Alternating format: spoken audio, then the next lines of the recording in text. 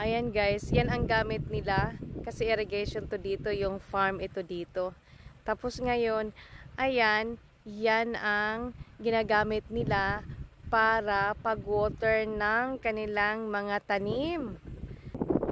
Yeah, actually, nagmo-move na pala siya. Unti-unti siyang nagmo-move papunta dito, dahan-dahan. Guys, ayan guys. So, ganyan pala siya. Dahan-dahan siyang nagmo-move siya. Tapos kumbaga tinutubigan niya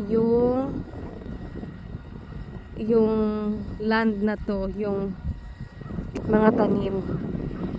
O diba? Nag-umpisa na kasi silang nagtanim. Tapos nakakatuwa naman, nakaka-amaze yung style nila. Ayan oh. So ayan. Wow.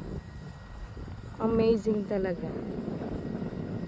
Wow, first time ko rin nakakita ng ganito. Kaya talagang huminto kami.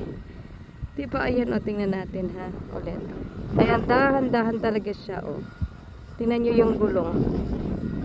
So, ganyan sila pagtubig ng kanilang mga tanim.